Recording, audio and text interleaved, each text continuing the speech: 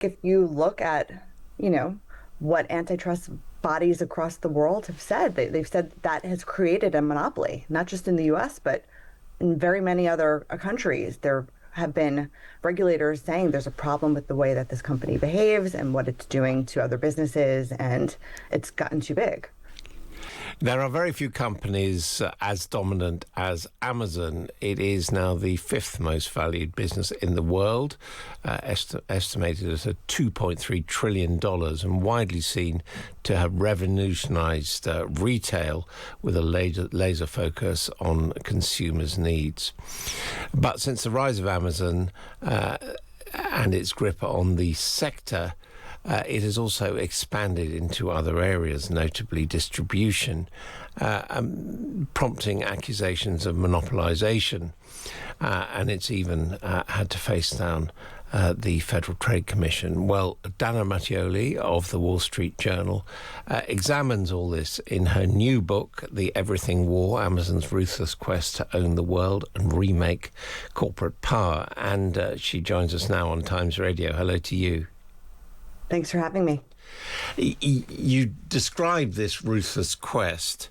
I mean, just how powerful is Amazon now, 32 years after it was founded, in terms of dominating world business?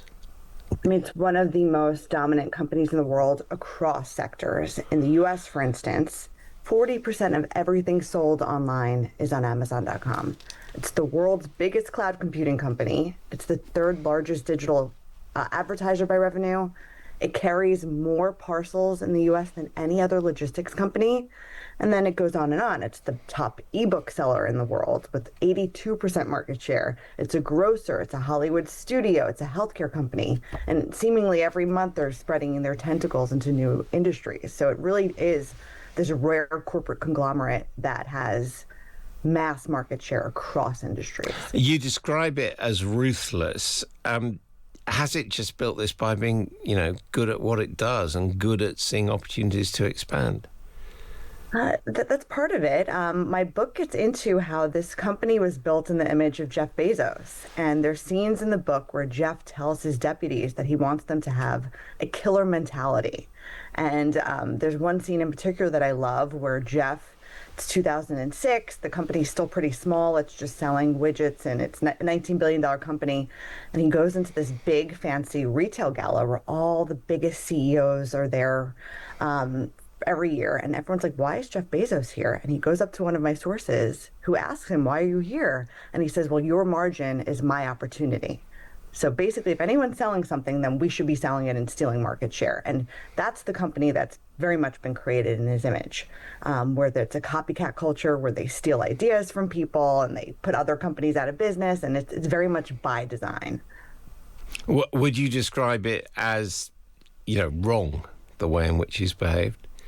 Well, I think if you look at, what antitrust bodies across the world have said, they've said that has created a monopoly, not just in the US, but in very many other countries. There have been regulators saying there's a problem with the way that this company behaves and what it's doing to other businesses, and it's gotten too big.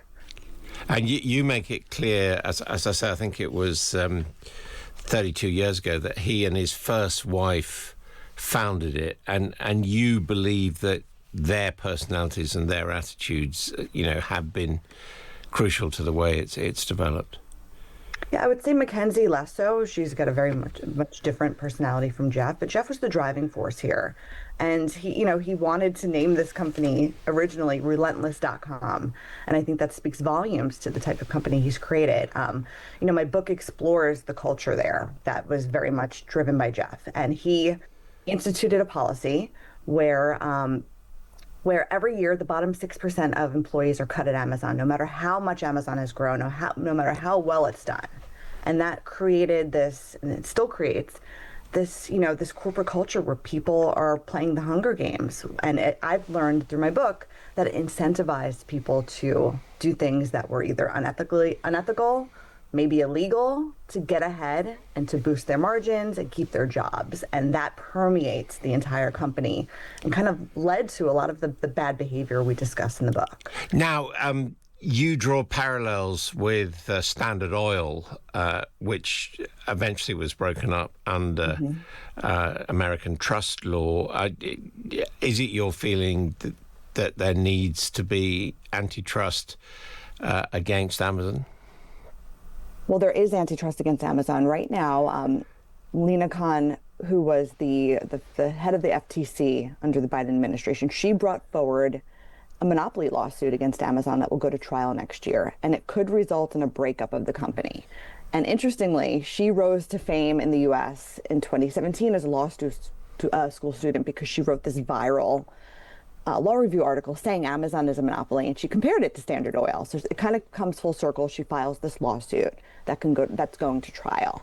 But there's many different parallels between Jeff and Rockefeller. They both had dads that abandoned them. They had a little bit of a frenetic upbringing.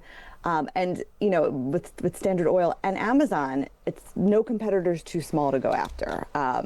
And I think that's where they both got themselves into trouble. What's fascinating is when the American government broke up Standard Oil, they broke up into 30-something companies, and it was too little too late. Each of those companies grew to be their own giants in their spaces and to dominate. And some of the antitrust experts I spoke to for my book think it could be too little too late for Amazon, that if you break it up, it's already got so much power that you're just creating market leaders in different sectors, and the sum of the parts will be greater than the whole. So there might not be a great answer here. I suppose one argument would be against that would be for the consumer. It's resulted in cheaper goods. Yeah, that's largely a misnomer at this point, actually. Amazon rose to power by undercutting the market on prices. You'll remember when they first came out, prices were really cheap, and that made people sign up for Prime accounts, and it made them shop there more. It made sellers sign up to reach all of those shoppers. What the Federal Trade Commission in the U.S. learned is because Amazon got so much dominance, it was able to charge sellers more to be on their platform because they felt like they had to be there. So a few years ago, Amazon took about 19 cents on every dollar a seller made on Amazon. Today, it's 50 cents on the dollar. So it's become a little bit untenable for these sellers to make money on Amazon, even though they feel like they have to be there. As a result, they've raised their prices on all of us. And the FTC lawsuit alleges that means that they've raised prices on everyone across the internet because Amazon has a clause that if you have a price of something on the internet, if you're selling at Walmart or Target or other retailers, you have to have the lowest price on Amazon. It is disturbing stuff. Dana Mattioli, thank you very much indeed. Her book is called The Everything War.